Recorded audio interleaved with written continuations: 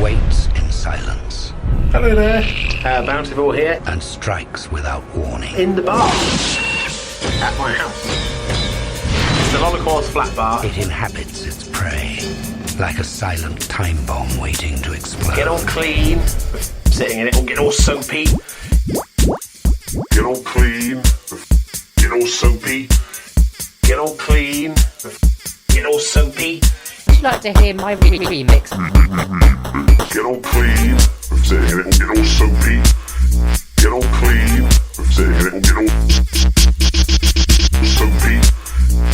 Bouncy here. Hey, hold this man. Bouncy here. Hey, hold this man. Get sound. Get sound. Get sound. Get sound.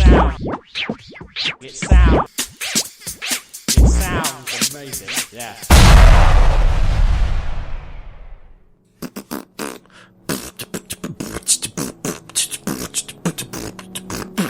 It's a new intro music. Do you like that? How was that? My box feels thoroughly beaten. We are the Holocaust.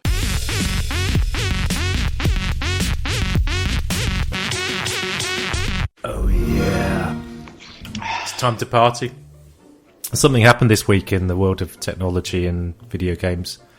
Did it really? Yeah. I wasn't quite sure what happened, if anything happened at all. Did you hear about it? I presume you're talking about the big Microsoft reveal. The Microsoft reveal in the Glastonbury dance tent. That's right. Yes. You have me at a disadvantage because this happened yesterday as we're recording it now. And yesterday, for no reason on earth I can figure out, I got hypothermia. So I missed the entire thing. However, in preparation for this broadcast, I have come up with my top 10 list of things which I imagine the Microsoft reveal to have been. You crack on, and I'll tell you whether you're close or not close. Obviously, bearing in mind that we're both veterans of console launches over the years, I'm pretty sure that you know what to expect from these sort of things. And okay. Although there were some surprises. Okay. Well, let's see how close I am. At number 10, there was no new Microsoft product. The entire event was the doors being slammed and bolted behind everyone present, after which Bill Gates, with a sinister, glassy, 1,000-mile stare, read the entirety of Mein Kampf with quiet menace. That's correct. That's a good start. It's a very good start. Yeah. Bill Gates did make an appearance, believe it or not. Didn't think he would. There you go. We started by bringing gaming to life. Right, what else? What else happened then? Number 9, I've simply written that the big reveal was in the Kool-Aid. It was at the bottom of the glass, as ever. At number 8, I've written that in a real-life reconstruction of the final scene of Inglourious Basterds, the owner of the venue turned out to have been Ken Kutaragi all along, and as soon as everyone was in, he put brooms through the handles of the doors to bar them shut, and set fire to the entire venue. Close. I think you'll find it was Kaz. Close, but no cigar, as they say. Okay, number 7 on my list. The terms of service for the new incarnation of Xbox Live will have been replaced by the entirety of Bill Gates' autobiography, and the only way to get to use the new Xbox Live is to read it and check a box at the end of all 750 pages, which just says, I agree. You're close. But there's a few inaccuracies. The big one being that the only way of reading the entire terms and conditions is by buying Google Glass and having it on permanently, scrolling for 48 days. Devil's in the detail. Number 6 on my list. The new Xbox will have Kinect integrated, and the only way to get an account will be to kneel in front of your console on camera, admit that Deadly Premonition was great, say sorry like you really mean it, and maybe cry a bit. That's also correct. This is a phenomenal series of guesses. You missed out the bit where you've got to be eating crisps while you do it as well. At number 5 on my list of guesses is that the first time you try to do something with an Xbox New which violates the terms of service, it will send you a warning. The second time you try to violate the terms of service, it will simply flash up a photograph of Steve Jobs' face, framed in red, with the text, "That too, you do not want a third strike." I think I missed that bit. I think I was in the toilet. But it probably happened. Number 4. The big reveal was a declaration of going into administration. Satire. What's the next one? Number 3 on the list is that Microsoft is appointing Cliffy B as their new head of PR, and that the console war will be decided in a sumo match between him and Reggie. That did not happen last night. If it had, I don't think the reception would have been quite as muted. Number 2, I've simply written, "There's a man in it." Inside. Yeah. Well... Number 1 on my list is that the new Xbox will genuinely be the most magical console experience ever created. Me. Definitely me. And 40 million of our closest friends. It will take you on a fantastic odyssey Filled with more joy, Adrenaline. And excitement. where you will fight fantasy creatures, The more of you we put in entertainment, the better they became. kill aliens, free civilizations, We're about to change entertainment forever. and the pair of you will fly hand in hand For the first time, you and your TV are going to have a relationship. over incredible futuristic landscapes. My friends. my family. You'll go to bed completely satisfied, All the things I like. Love. and then get up in the morning all excited and run downstairs To set my imagination free. Free to create worlds and feelings. all excited to play on your new Xbox again. Alive. Alive. Only it will have melted, leaving just a hat and some pieces of coal and a scarf and a peach that used to be a nose.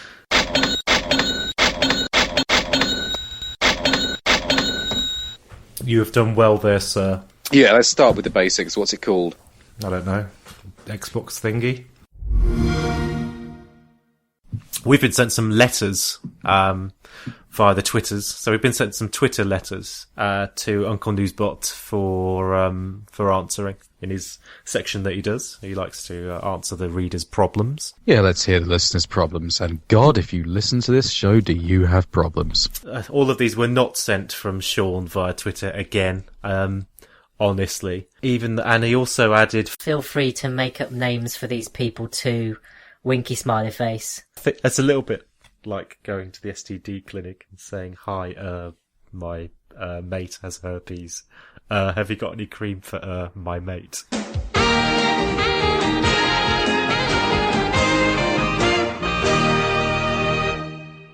Hello again. Uncle Noozebot here. Back again to save this shower of shit podcast from an early internet grave. Let us get cracking with the first problem. Hurry now. I have got bitches to give a deep defragging to in 30 minutes. We would not want them going cold on me. Uncle Noozebot, I don't seem to have enough time in my life. Full-time job, married with 2 kids, house to clean, all the usual stuff. Do you think quitting my job and selling cannabis would provide me the income I need, as well as affording me more free time for hobbies? If by hobby you mean playing Call of Duty while toking on a fatty boom batty, then it appears you could kill 2 birds with 1 stone. Ditch the job, lock the family in the basement and start getting your fingers green. Take a crash course in hydroponics, install extractors, light-in kits and make an indoor potting shed. Within 6 weeks you'll have enough skunky, funky, smelly green shit to pacify half of Peterborough. Quality control is most important. Remember to test your product regularly before shipping it from market. and test it thoroughly. Bonfire the lot and pump the fumes into the basement. If the screaming stops in less than 3 minutes, then your business venture is ready to rock and roll. So sort of like Breaking Sad. Here's another one for you. Dear Uncle Noozebot, my car is worth increasingly less, but the MOT is costing more and more. In these tight financial times, I don't have a great deal of money for replacing my vehicle. I feel like I'm throwing money away. What can I do? Sell the car and replace it with a copy of Need for Speed. Thank you for your letter, Sean. In these times of austerity, it is always the hard-working families such as yours which are hit the hardest. And this is for a good fucking reason. Have you taken a good look at yourself recently? At least lose the cap. You are really letting the side down. Take your car, for example. Tasteful it is not. Classy it is not. You, sir, are driving a wheelchair pulled straight from an 8-year-old retard sketchbook. Want to save money? Start by removing the baked bean can and exhaust. You would get a couple of quid for that in scrap metal. Then remove the fucking subwoofer from the boot. You will need to free the space for all the fucking sprogs you and your wife are no doubt shitting out on a yearly basis just for the benefits. This exercise will also reduce weight and therefore improve fuel consumption. While you are at it, why not get your lard ass down the park and sweat off a few pounds all in the name of fuel efficiency? Lose a pound, save a pound, you red-faced, wobbly pork sod chav. This is right up your street, Dalek. Dear News, how is it possible that in Asda, a 1 litre bottle of gin is cheaper than a 70 centilitre bottle? They're having a laugh, aren't they? Thanks for the problem, Sean. Before I answer, I have one question for you. Are you fucking pissed? Get this cunt off my fucking show and get me some real problems. Last time they thought I was games master. Now I get problems lifted straight from the letters page of the Sunday Sport. Christ. Can he read? Well, there you have it. Join us next time for more of your problems solved by Uncle Noozebot. Send your problems to us via Twitter, Facebook, or the website. Goodbye.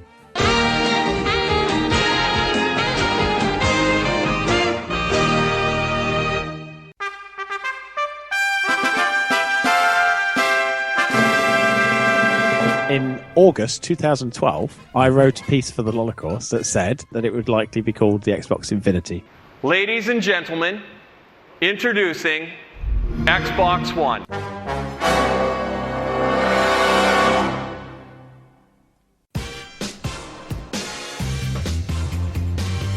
Crushingly disappointing Snacks America special. So yes, once I rocked up in DC, I started looking for things which are either a bit unusual or basic American cultural touchstones that we don't get in the UK because we're gay and we're not allowed them. Well, I started off strongly at the airport by picking up some Pocky, or Mikado as it's called. I understand that for some reason it's like catnip to weeaboos, but I managed to pick up some Dime Bar flavour Pocky. Dime Bar? Dime Bar? Dime Bar? Hello? Dime Bar. Yes.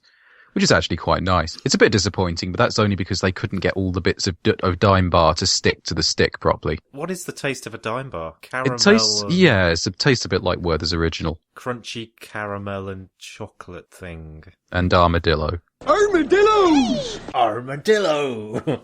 You do know that this podcast is just slowly, ever so slowly moving into vintage advert fan forum. Had a shot on the new Cadbury's Marvellous Creations. They've got 2 of them out there at the moment, one of which is Cadbury's chocolate with jelly beans and popping rocks in it. That's absolutely fantastic. The other is chunks of biscuit and chunks of hazelnut. That is not a crushing disappointment, just a bit mediocre. Did you try the Cadbury Dairy Milk with Oreo in it? No, I didn't. Oh God. I'm not a big Oreo person. Nor am I. I'm not. I don't like it. It's kind of that kind of bitter chocolate biscuit. It's rubbish. Not unless in the sense of Oreos you mean being a white thing sandwiched roughly between 2 black things. I'm always up for a bit of that. And I insert into there a track from Ice Cube's America KK's Most Wanted. A message to the Oreo cookie. No matter how much you want to switch, here's what they think about you. That motherfucking radio. Anyway, we do some work with Cadbury at work. We one of our clients is Cadbury, and we get loads of samples, and everyone eats it because you get samples. It's all stock that's written off. I work with Mars, so I get boxes and boxes of chocolate, which is fine. But Mars don't really do anything new. Cadbury, they're always doing something cool, like you mentioned. We had a load of these boxes of Cadbury Dairy Milk with Oreo, and I don't like Oreo at all. But I thought I'd try some, and it's fucking amazing. Seriously, absolutely wonderful. If you see a bar, go and check it out. It's your classic dairy milk, which everyone knows and loves, that kind of high vegetable oil content, smooth, creamy, powdered milk chocolate. Chalky. Yeah, that everyone knows and loves because they grew up on it, with it. But it's got these lovely, crispy, bitter chocolate biscuit pieces inside, and on their own they don't work. Yeah, it's great. So what else? First one I went for was the peanut butter Snickers bar. And this is a Snickers bar with peanut butter instead of whatever evil shit they put in those things. It claims to be nougat. I have my suspicions. So Snickers is chocolate, peanut, caramel, and... So yeah, this thing is peanut, and caramel, and you can probably imagine it doesn't quite work. Let's send you looping. I'm gonna stick to Cadbury's boost on that score, I think, because the caramel of a Snickers is just not substantial enough to hold the whole thing together. Moving on, I've had a Baby Ruth, which everybody who grew up in the 80s will know is the only thing that can stay the wrath of sloth from the Goonies. I always make sure I have a Baby Ruth before we record, just so I don't need to nip off, break conversation. Oh, can you get them in London then? I was talking about taking a shit. Baby Ruths are fucking lovely. They're your pretty standard boilerplate peanuts and caramel bar, like a Picnic or a Snickers, only they're smaller and less clogging, and just generally nicer all round. I've got a box of Tic Tacs Fruit Adventure. It's these names, they either sound like a euphemism for taking a shit, or they sound like paedophile breadcrumb leading you to the dog kennel. So yeah, I thought I was absolutely convinced that Tic Tacs Fruit Adventure was going to be a crushing disappointment. They're actually really nice though. They're just Tic Tacs that taste like Skittles. The only thing I found crushingly disappointing about it was that it didn't actually take me on an adventure. And I like going on an adventure with my sweets. Oh yeah, I found some new Skittles. They're called Skittles Riddles. They're basically normal Skittles, only with the colours switched around. I get the feeling that franchise is starting to scrape the bottom of the barrel a bit for ideas. Sounds a bit desperate. I think it's time to take new Skittles flavours out the back of the cowshed with a shotgun and just put both barrels through the poor old thing's head. Because there's nowhere else to go now, is there? Realistically. How about a Skittles bar? Ooh, I like the sound of that. How about a chocolate bar with Skittles in it? That could work. That could work. We'll have our money now, please. Mars, or whoever makes them. Cha-ching. Moving on from the chocolate and the candy, I've got some cereal. I've got a box of Captain Crunch. Ha-ha! And a box of Fruity Pebbles. Ha-ha! Fruity Pebbles? Fruity Pebbles. What be this treasure, landlubber? Well, we'll move on to the witchery this is Fruity Pebbles in a minute. But first I'll deal quickly with Captain Crunch. I had some Fruity Pebbles before I started recording. Don't want to break up the conversation. No, this isn't Joystick Discharge. Nor is it Piratey Bob. It's Piratey Discharge. PirateyDischarge.tumblr.com. Yeah, Captain Crunch, have you ever had Kellogg's Corn Pops? Not for a while. They're sort of like a frightening weaponized version of Kellogg's Corn Pops. Yeah. They taste like popcorn, only they taste properly, intensely, like really, really intensely of buttery, caramelly, salty type shit. So sticking to the back of your throat taste that doesn't go away for 4 hours, sort of. Yeah. Corn Pops, they sort of taste a bit like popcorn if you eat enough of them. Captain Crunch, the first spoonful gets in your mouth and you want more. This first spoonful gets in your mouth. You always want more with Captain Crunch. So yeah, I think I'm definitely going to eat the box of that. Now, Fruity Pebbles are a bit of an institution. You know how, for some ungodly reason, every single cereal advert ever has to be about somebody trying to steal the motherfucking cereal. Oh no, someone's nicked the cereal. Aye, it was me. I'm not going to keep doing this. Well, Fruity Pebbles is sort of regarded as the grandfather of that cereal advert genre because for reasons which will forever remain obscure to popular culture, it's about Barney Rubble trying to steal cereal from Fred Flintstone. And there's... I thought Barney was always just trying to steal Fred's wife. Well, yeah, there's that, but there's an extra creepy element to this because it's talking about trying to have Fred's pebbles. Which, if you don't remember the show, those of you listening at home, Pebbles was Fred's daughter. Watch me trick Fred. The Changer Rearranger. My Robosaurus can't change without Fruity Pebbles. Okay. A powerful team of fruity flavors. Barney! Some things never change. Post Fruity Pebbles cereal, part of this complete breakfast.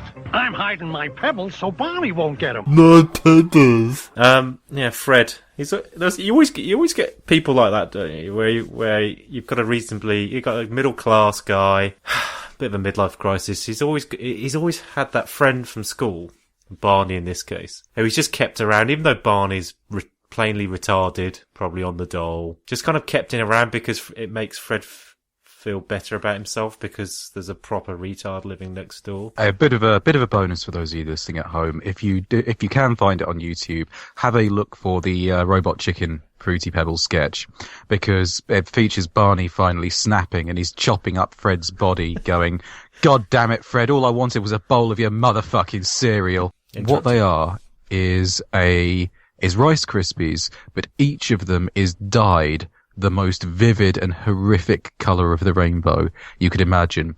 If you were to recreate the final scene of Fargo, but instead of feeding a human body into the wood chipper, you were to feed a crate of My Little Pony toys, then the resultant spray of Technicolor shredded pieces that came out of the other end would look like Fruity Pebbles. Straight away, your retinas will detect the presence of a formidable enemy.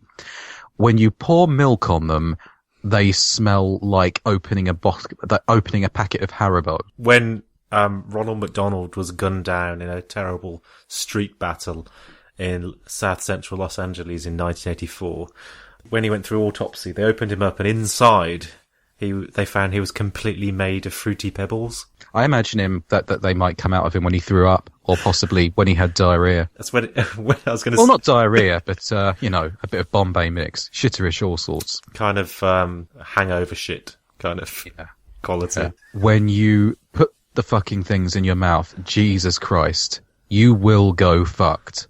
It explains a lot about America's culture that these are given to children as a nutritious treat. Honestly, you couldn't go to school hopped up on a bowl of these. You would shoot everybody. We'll end up with drinks, I think. I've got two of the most notoriously unpleasant American drinks here, and the first one is Kool-Aid. Oh. which has the distinction of being not only an unpleasant drink, but a murder weapon, the murder weapon in the Jonestown massacre. Now then, it comes in a Capri Sun style pouch, the particular incarnation of Kool-Aid that I've got, although you can also make it up with tap water, but instead of being a cordial, it comes in a powder, which is just slightly wrong and scary straight off the bat. When you drink it, the taste is... Well, when I was very young, I had this brief period experimenting, mixing everything in my grandma's cupboard together to see if I could make my own drinks. And one of my experiments was leaving a packet of opal fruits, as they were then called, simpler times, in a glass of water for ages to see if they dissolve. And I'd have opal fruit drink, essentially. Of course, I got bored and couldn't be bothered to wait for them to properly dissolve. So I drank the water, and it tasted of faintly starbursty water. And that's what Kool-Aid tastes like. Hey kids! Why not recreate your own Jonestown massacre by grabbing some Kool-Aid, dropping in some fruity pebbles, pretending it's Valium and chloral fucking hydrate, and let's all have a fucking fun party. Yay! Now, the interesting thing about Kool-Aid is you're just prepared to write that off as something to tick off the bucket list and move on with your life. And then something happens in your mouth. It's very, very difficult to quantify. It's like something has been in your mouth. There has been a presence, a visitation. It's like when you walk into a room where somebody's been murdered or in which your parents have just fucked. It's like you can just feel that something is a bit off. Nothing quantifiable physically, but you just feel bad and wrong and you've got to get out. There's a brackish electricity to it. And that's what the inside of your mouth feels like. And, sure enough, I had another 10 pouches of it, and the same thing happened every single time. The other drink that I have here is Four Loko. Have you ever heard of this one? No, tell me about it. Four Loko is banned at several campuses across America, so you've got into the good shit straight away. We all know it's only fun when someone loses an eye. That's right. My arches. Four Loko is described on the can as malted beverage with flavouring. The really nasty end of the beer market, your Tennant Super, your Carlsberg Special Brew. Well, imagine that chemical aftersting. Being the drink. But with none of the actual benefit of the pleasant beery taste. And you cross that with the really, really strong sour fizzy sweets that you get from the candy ghetto. Like your sour melons and your cola bottles that have a health warning on them. Imagine that recoil that goes on in your mouth when you put one of those in your mouth, but without the pleasant taste of the sweet. And that is sort of like what Four Loko does for you. It tastes like candy, it's 12% alcohol, and it comes in litre cans. Sheesh. So basically, you end up in a situation where you have just drunk essentially a litre of wine, and you're looking at the second can contemplating having another one as if it were a glass of beer. The Scotsman in me is crying out for a piece of that ass.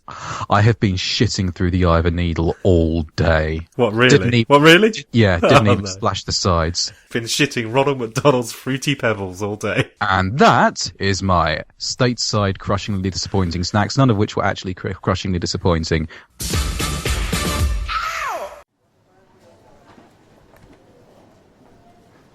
Hello, I'm a man. I work in a video shop. Man from the video shop, obviously.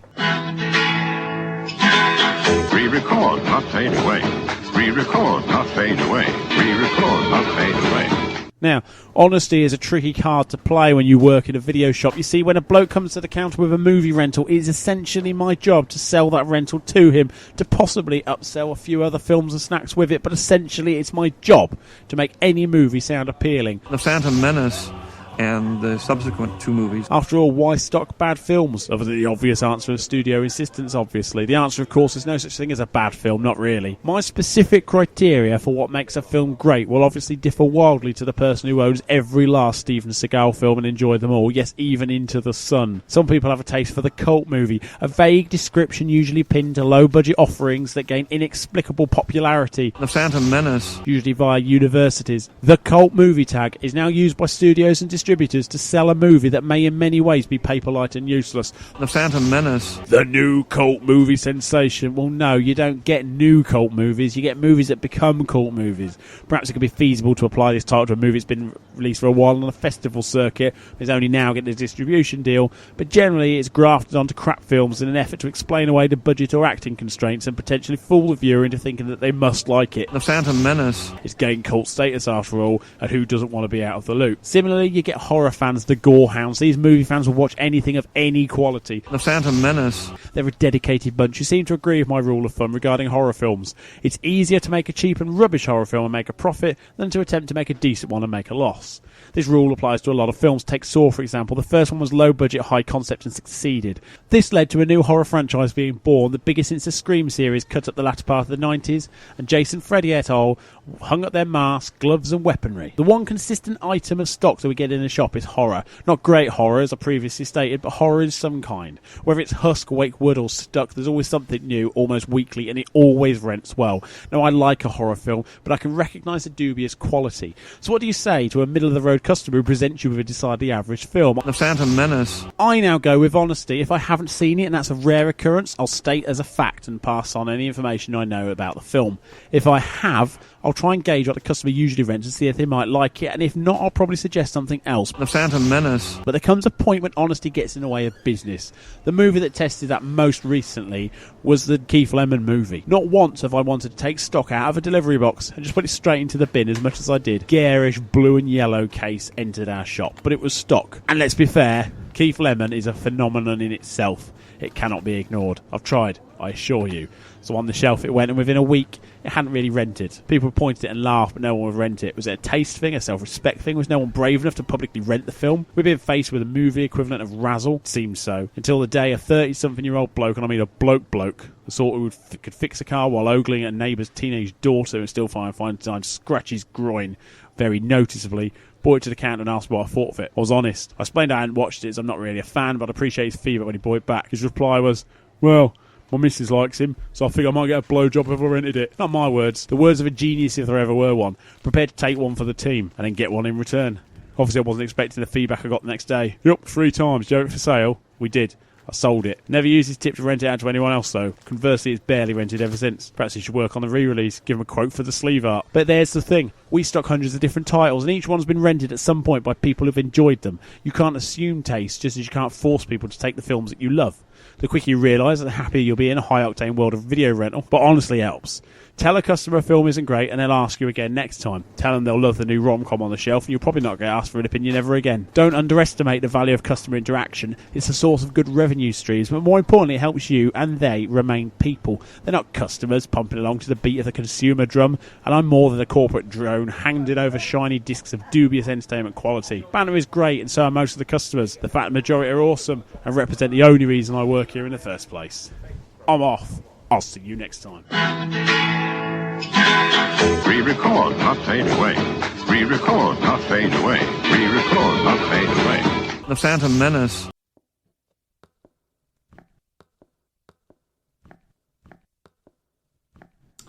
Welcome. Hi, I'm Peter Molyneux.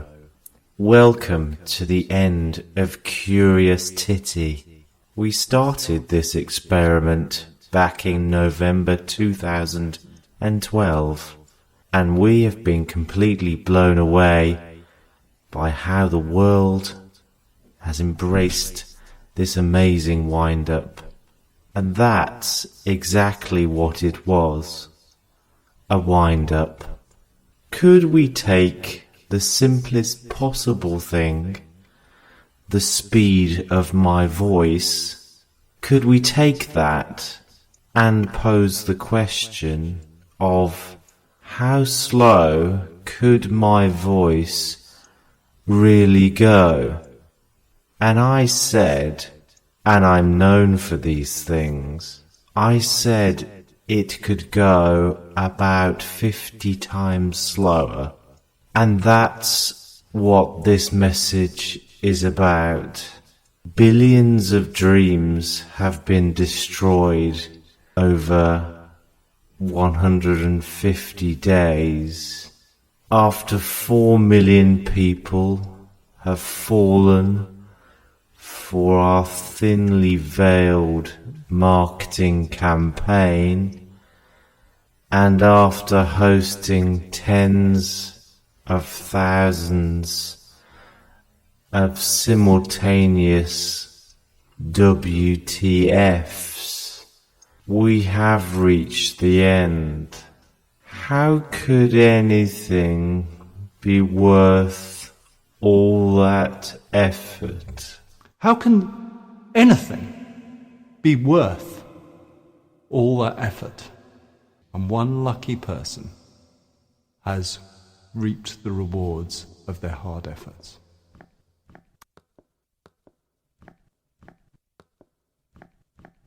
Let's do that. Let's have some more gazes and some more glimpses into the mind of a man who once made a shoot 'em up and now doesn't make that single shoot 'em up anymore.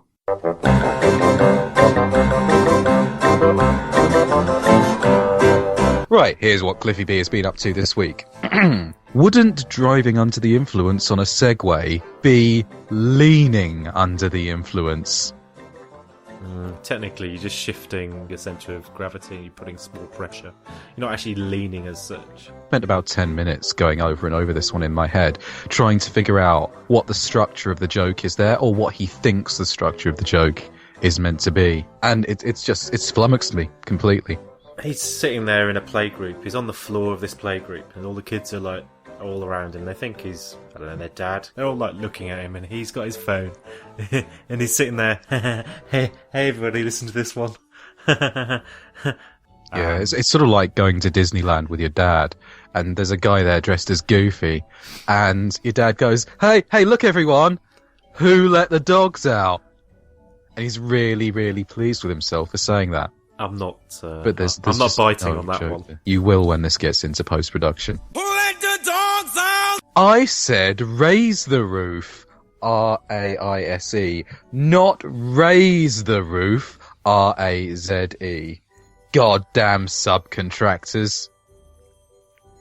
Well, the subcontractors just pyromaniacs. I don't know what. Again, I'm not sure. I'm not sure whether he had an idea for a joke and it just wandered away with him. Has he got any followers? Because this is the sort of thing you shout. You shout to yourself on Twitter. Hey, Twitter, listen to this.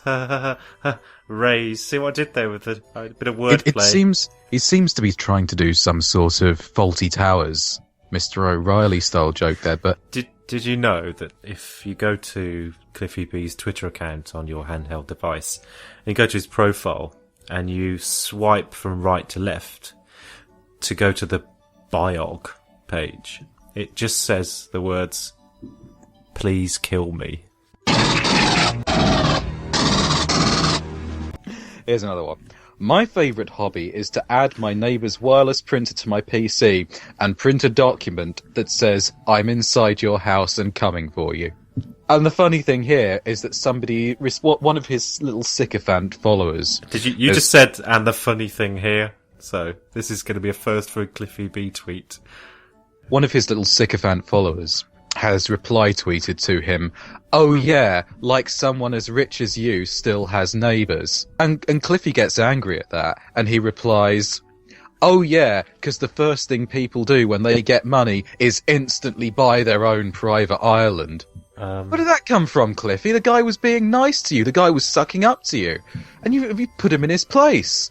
I don't know what that... Either that person's going to be emotionally crushed, or he's going to walk away like shaking his head in sad disbelief saying, "Yes, Cliffy B was using the internet to boast about stalking somebody in a sexual and threatening manner using their printer." That former Cliffy B fan is now tucking into 3 or 4 bowls of Fruity Pebbles, filling up a backpack with rifles and handguns, and he's on his way over to your private island. Not sure if beating my wife makes me feel smart or old. Well, he's actually talking about beating her at a board game. He was playing You Don't Know Jack with his wife. But the thing about Cliffy's tweets is that you're never sure whether there's a sly element of crying out for help there. And one of his followers has obviously picked up on that, because somebody has just responded with, at the real Cliffy B, "She's had enough, please stop." Yeah, I mean, I don't know. I was going to make a joke about Cliffy B's wife being a mentally disabled paraplegic, but that's your job. Okay, 3-word tweet. No capitalisation, no punctuation. Something game related. God. You're right about Cliffy B's timeline. Here's one more for the vaults. Roman Polanski sodomizes a 13-year-old girl. Chris Brown beats up Rihanna. Gaming's biggest bad guy? Phil Fish. #perspective. That's great. A bit of commentary there from the man in the know. Cliffy, can I produce your games, please? Will work for food. Will work for blowjobs. Will blowjob for food. From his island. Will offer my wife as a doorstop. Will work for urinal cakes. Last week he tweeted, "Candy Crush Saga is terrible and you should feel terrible for playing it." Yeah, well, you know what? Maybe I think that Gears of War is terrible. You know, I think it's objectively brilliant in most areas and I completely enjoy it. Apart from the fact that I've made that up, I think your game is terrible, Cliffy B. How'd you like that? Hey, here's something objective, Cliffy. I think your game's well gay. Woo!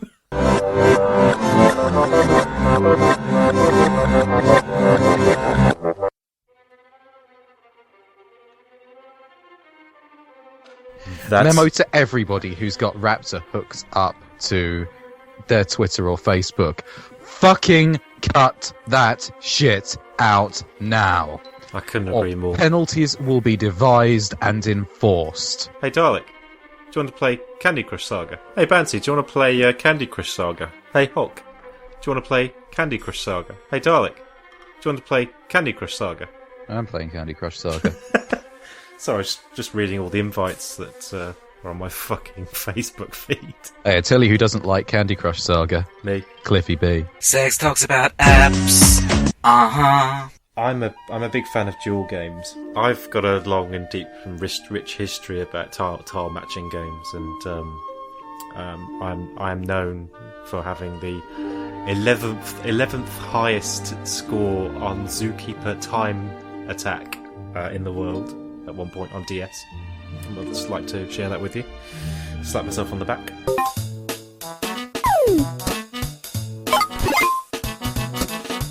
I have played... Right up the back. Oh, right up. With a stylus. I have played Candy Crush Saga to the point where I felt I had to start putting money into it because it was unfair. And there's a few things that are broken about it. It is a wonderful, wonderful, beautifully polished game, but it is broken. The argument is, well, okay, it's free, and if you get through to like level 70 and then have to pay to increase your power on a certain level, then surely that's fair enough. So that's what happened. I got to a point where I could go no further without having to spend money on the game, and I felt that it wasn't down to my lack of skill. I have a co-worker called Sarah who complains bitterly about Candy Crush Saga. She's on like level 80, but she's still complaining about it, saying, "It's a con! They say it's free to download, but then they want 69p for the next level." It's like, well, yeah, but you've played it for about 30 hours. Yeah. Do you not think you're at the point where it would be fair for you to pay for what you are using, for the enjoyment that you are getting? No, it's a con. With Candy Crush, my big issue was not that I got to a point where I could go no further. I'm great at tile switching games. I am the master. You are one of the most evil and corrupt beings this Time Lord race has ever produced.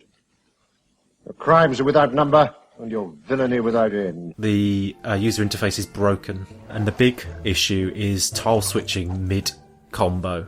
And you can't, or you couldn't, whether there's an update now, you couldn't tile switch mid-combination. So as tiles are falling, you couldn't tile switch and get them in position to then build up your combo. You could only switch tiles which are static. But Duel Mania, that's not broken. And that's the daddy. So all you bastards playing Candy Crush need to get off that shit. and get on to You need to stop Jewelmania. doing that because that's giving me an identity crisis. Sex talks about apps. Uh-huh.